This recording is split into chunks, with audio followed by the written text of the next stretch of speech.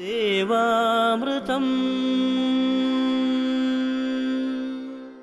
ദേവാമൃതത്തിൽ ഇനി വാസ്തുശാസ്ത്രം. ദേവാമൃതം വാസ്തു ജ്യോതിഷ ശാസ്ത്രത്തെക്കുറിച്ച് നമ്മളോട് കൂടുതൽ സംസാരിക്കാനും അതുപോലെ തന്നെ വാസ്തു ജ്യോതിഷപരമായ പ്രശ്നപരിഹാരങ്ങൾ നമുക്ക് നിർദ്ദേശിച്ചു തരുവാനുമായി പ്രമുഖ വാസ്തു ജ്യോതിഷാചാര്യൻ ശ്രീ ഡെന്നിസ് ജോ എത്തിച്ചേർന്നിട്ടുണ്ട്. വളരെ സ്നേഹാദരങ്ങളോടെ അദ്ദേഹത്തെ നമുക്ക് ഇന്നത്തെ ഈ അധ്യായത്തിലേക്ക് സ്വാഗതം ചെയ്യാം. നമസ്കാരം. ഇന്നത്തെ കത്തിലേക്ക് പ്രിയങ്കരനായ ഡെന്നിസ് ജോയ് സാറിന് ഞാൻ ദേവാമൃതം കാണാൻ തുടങ്ങിയപ്പോൾ മുതലാണ് എൻ്റെ വീടിന് വാസ്തുപരമായ ദോഷമുണ്ട് എന്ന് മനസ്സിലായത്. ഞാൻ ഗവൺമെൻറ് സർവീസിൽ ജോലി ചെയ്യുന്നു. എൻ്റെ പേര് ഷാജി എന്നാണ്. ഞാൻ 10 വർഷമായി വീട് പണിത് താമസമായിട്ട്. പക്ഷേ എല്ലാ കാര്യങ്ങൾക്കും എനിക്ക് തടസ്സമാണ്. പ്രൊമോഷൻ കിട്ടാൻ സാധ്യതയുണ്ട്, അതും ഒന്നും ആയിട്ടില്ല. കൂടാതെ അസുഖങ്ങൾ, ചെറിയ ആക്സിഡൻറ്റ് ഇവയൊക്കെ കാരണം ആകെ പ്രയാസത്തിലാണ്. വീടിന് ദോഷമുണ്ടോ എന്ന് എനിക്ക് ആകെ ഒരു സംശയം തോന്നുകയാണ്. എൻ്റെ എല്ലാവിധ ഡീറ്റെയിൽസ് ഇതോടൊപ്പം അയക്കുന്നു. ദയവായി മറുപടി തന്ന് സഹായിക്കണം എന്നാണ് പറഞ്ഞിരിക്കുന്നത്. ഷാജിയുടെ വീടിൻ്റെ പ്ലാൻ ഞാൻ എടുക്കുന്ന സമയത്ത് ഇതിൻ്റെ നമ്മൾ നേരത്തെയുള്ള പല എപ്പിസോഡിലും പറഞ്ഞിട്ടുണ്ട്, നമുക്കൊരു വീട് എടുക്കുമ്പം അതിന് വീടിന് വെളിയിൽ നിന്നുള്ള ദോഷങ്ങൾ വീടിനകത്തോട്ട് കടന്നു വരാതിരിക്കുന്നതിന് മതിൽ കെട്ടി നമ്മളെപ്പോഴും സെപ്പറേറ്റ് ചെയ്യണമെന്ന് പറയാറുണ്ട്. അപ്പം ഷാജിയുടെ വീടിൻ്റെ പ്ലാൻ എടുക്കുന്ന സമയത്ത് ഇതിൻ്റെ 2 പോർഷൻ, കാരണം ഫ്രണ്ട് ഭാഗത്തും ഒരു സൈഡിലും മാത്രമേ ഇതിന് ഓൾറെഡി മതിൽ കൊടുത്തിട്ടുള്ളൂ. കാരണം 2 ഭാഗത്തും മതിലില്ലാത്തതുകൊണ്ട് അപ്പുറത്തുള്ള കോമ്പൗണ്ടിൻ്റെ ദോഷങ്ങൾ പോലും നമ്മുടെ കോമ്പൗണ്ടിലേക്ക് കടന്നു വരുന്നതിന് അത് കാരണമായി തീരും. അതുപോലെ നമ്മളെപ്പോഴും കിഴക്കുടക്ക് ഭാഗത്ത് കിണർ കുഴിക്കാൻ നമ്മൾ പറയുമ്പോൾ പലരും കിഴക്കുടക്ക് ഭാഗത്ത് കിണർ കുഴിക്കും. പക്ഷേ ഈശാനരേഖ കട്ട് ചെയ്തിട്ടായിരിക്കും പലരും കിണർ കുഴിക്കുക.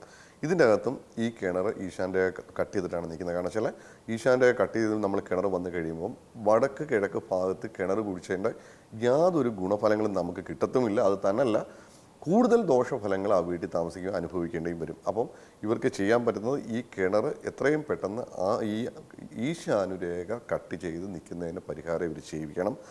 അതുപോലെ കിഴക്ക് വടക്ക് കോർണറിലായിട്ട് ഒരു മിസ്സിങ് കോർണർ കാണുന്നുണ്ട്. ആ ഒരു ഭാഗം ഇവർ ഒരു സ്കോർ ചെയ്തെടുക്കുക. ഇവർക്ക് വേണമെങ്കിൽ ഒരു പൂജാമുറിയായിട്ട് യൂസ് ചെയ്യാം. ഇനി പൂജാമുറി ഒന്നും ചെയ്യുന്നില്ലെങ്കിലും അതിൽ ബേസിക് ഫൗണ്ടേഷൻ മാത്രം കൊടുത്താൽ മതി.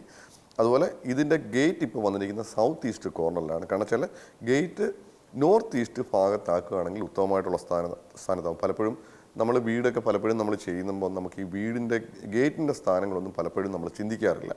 കാരണം ചില വീടുകളിൽ നമ്മൾ കാർ പോർച്ച് ചെയ്യുമ്പോഴും അത് ഗേറ്റ് ചെയ്യുമ്പോഴും അത് റോങ് സൈഡിലാണെന്നുണ്ടെങ്കിൽ ഈ പറഞ്ഞ പോലെ വാഹനം ഉപയോഗിക്കുമ്പോഴൊക്കെ ആണെന്നുണ്ടെങ്കിൽ നമുക്ക് അതിന് ഓരോരോ കംപ്ലൈൻറ്റുകളും ബുദ്ധിമുട്ടുകളും വന്നുകൊണ്ടിരിക്കുക, അല്ലെങ്കിൽ ചിലപ്പം കാറിന് ആക്സിഡൻറ്റ് വന്നിരിക്കുക. അപ്പോൾ കാർ പോർച്ച് ചെയ്യുമ്പോൾ അത് കൃത്യമായിട്ടുള്ള സ്ഥാനത്തായിരിക്കണം. അതേപോലെ തന്നെയാണ് നമ്മുടെ വീടിൻ്റെ അകത്തേക്ക് നമ്മൾ കടന്നു വരുന്ന മെയിൻ ഗേറ്റ് സ്ഥാനത്താണെങ്കിൽ മാത്രമേ നമുക്കതുകൊണ്ട് കൂടുതലായിട്ടുള്ള ഐശ്വര്യങ്ങൾ നമുക്ക് ഉണ്ടാവുകയുള്ളൂ. അതുകൊണ്ട് ഗേറ്റിൻ്റെ സ്ഥാനം നോർത്ത് ഈസ്റ്റ് ഭാഗത്ത് കൃത്യമാക്കി എടുക്കണം. സൗത്ത് ഈസ്റ്റ് ഭാഗത്തുള്ള ഗേറ്റ് പൂർണ്ണമായിട്ട് ക്ലോസ് ചെയ്യുക, അല്ലെങ്കിൽ മതിൽ കെട്ടി അത് അടച്ച് തിരിക്കുന്നത് തന്നെയാണ് ഏറ്റവും ബെറ്റർ.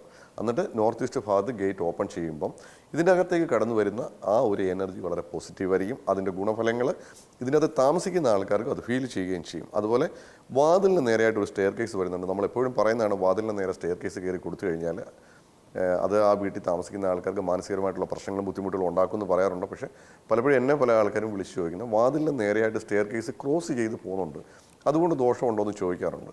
വാതിലിന് നേരെ സ്റ്റെയർ കേസ് ക്രോസ് ചെയ്ത് പോകുന്നതുകൊണ്ടൊന്നും ദോഷമില്ല. പക്ഷേ വാതിൽ കയറി നേരെ മുന്നിലായിട്ട് ചവിട്ടി കയറുന്ന രീതിയിൽ സ്റ്റെയർ കേസ് കാണുന്നത് ദോഷമാണ്. കാരണം ആ വീട്ടിൽ ചിലപ്പോൾ 4 പേര് താമസിക്കുന്നുണ്ടെങ്കിൽ 4 പേർക്കും അതിൻ്റെ ദോഷഫലങ്ങൾ അനുഭവിക്കണമെന്നില്ല. ചിലപ്പം ജാതകത്തിൽ ഇച്ചിരി മോശം സമയമൊക്കെ ഉള്ളവനോടാണെന്നുണ്ടെങ്കിൽ ഇതിനകത്ത് താമസിച്ച് കഴിയുമ്പോഴത്തേക്ക് മാനസികമായിട്ട് ഏതെങ്കിലും രീതിയിലുള്ള ടെൻഷനും ബുദ്ധിമുട്ടുകളും ചിലപ്പോൾ മാനസികമായിട്ട് പ്രയാസങ്ങൾ വരെ ഉണ്ടാക്കാനുള്ള സാധ്യത വളരെയധികം കൂടുതലാണ്. അപ്പോൾ അതിന് വേണ്ടുന്ന പരിഹാരമായിട്ട് ഒന്നുകിൽ ആ സ്റ്റെയർ കേസിന് ഒരു കർട്ടൻ ഇട്ടോ അല്ലെങ്കിൽ ഒരു ചെറിയ സ്ക്രീനോ എല്ലാം വെച്ചിട്ട് സെപ്പറേറ്റ് ചെയ്യുക. അതുപോലെ സ്റ്റെയർ കേസിന് താഴെയായിട്ടൊരു പൂജാമുറി കൊടുത്തിട്ടുണ്ട്. കാരണം ഒരു കാരണവശാലും നമ്മൾ സ്റ്റെയർ കേസിന് താഴെ പൂജാമുറി കൊടുക്കാറില്ല. കാരണം പൂജാമുറി ഇവർക്ക് കൊടുക്കാൻ വേറെ സ്പേസ് ഒന്നും ഇതിനകത്ത് കാണുന്നുമില്ല. അപ്പോൾ ഇവർക്ക് ചെയ്യാൻ പറ്റുമെന്നുണ്ടെങ്കിൽ ഏതെങ്കിലും ഇപ്പോൾ റെഡിമെയ്ഡ് പൂജാമുറിയൊക്കെ വാങ്ങിക്കാൻ കിട്ടുന്ന സമയമാണ്. അപ്പോൾ ഒരു റെഡിമെയ്ഡ് പൂജാമുറി വാങ്ങിച്ചിട്ട് ഇവർ നമ്മുടെ ഹാളിൻ്റെ നോർത്ത് ഈസ്റ്റ് ഭാഗത്തായിട്ട് ഫിക്സ് ചെയ്തിട്ട് നിങ്ങൾ തിരികെ എത്തിക്കുന്ന സമയത്ത് മാത്രം തുറക്കുക, അല്ലാതെ അടച്ചിട്ടേക്കുക. അതായിരിക്കും ഏറ്റവും ബെറ്റർ. അതുപോലെ ഇതിനകത്ത് മറ്റ് ദോഷങ്ങളൊന്നും ഞാൻ കാണുന്നില്ല. ഇദ്ദേഹത്തിന് ജാതകം എടുക്കുന്ന സമയത്ത് ഇദ്ദേഹത്തിന് ഇപ്പോൾ ശനിദശയാണ്, അതിൽ കേതുവിൻ്റെ അപഹാരം നടക്കുന്ന സമയമാണ്. അപ്പോൾ ചെറിയ തട്ടുമുട്ടും ആക്സിഡൻറ്റും ഒക്കെ വരേണ്ട ഒരു സമയമാണ്. ചിലപ്പോൾ ഏതെങ്കിലും ചില വഴക്കുകളിലോ അല്ലെങ്കിൽ ഏതെങ്കിലുമൊക്കെ തർക്കങ്ങളിലൊക്കെ പെട്ടുപോകാനുള്ള സാധ്യത വളരെയധികം കൂടുതലാണ്. അതുപോലെ ഈ ഭൂമി സംബന്ധമായിട്ട് ദോഷം കാണുന്നുണ്ട്. അതിന് വേണ്ടുന്ന പരിഹാരങ്ങൾ ഏതെങ്കിലും ഒരു കർമ്മിയെ കൂടി ചെയ്യിപ്പിക്കണം. ഇത്രയും കാര്യങ്ങൾ മാത്രമേ ഈ വീടും വാസ്തുവുമായിട്ട് ബന്ധപ്പെട്ടുള്ള പ്രയാസമായിട്ട് ഞാൻ കാണുന്നുള്ളൂ. പക്ഷേ ഇദ്ദേഹത്തിൻ്റെ ജാതകത്തിൽ സമയമോശമാണ്. അതിന് വേണ്ടുന്ന പരിഹാരങ്ങൾ അവരോട് മതാചാരപ്രകാരം ചെയ്തു പോവുകയാണെങ്കിൽ അതുമായിട്ട് ബന്ധപ്പെട്ടുള്ള ദോഷങ്ങൾ പൂർണ്ണമായിട്ടും മാറിക്കിട്ടുകയും ചെയ്യും. വാസ്തുശാസ്ത്രത്തിന്റെ ഇന്നത്തെ അധ്യായം ഇവിടെ പൂർണ്ണമാവുകയാണ്. വാസ്തു ജ്യോതിഷപരമായ പ്രശ്നപരിഹാരങ്ങൾ ശ്രീ ഡെന്നിസ് ജോയിൽ നിന്ന് അറിയുവാൻ ആഗ്രഹിക്കുന്നവർ താഴെ കാണുന്ന നമ്പറിൽ അദ്ദേഹത്തെ കോൺടാക്ട് ചെയ്യാവുന്നതാണ്. പ്രശ്നപരിഹാരങ്ങൾ സ്വായത്തമാക്കാവുന്നതാണ്. ദേവാമൃതം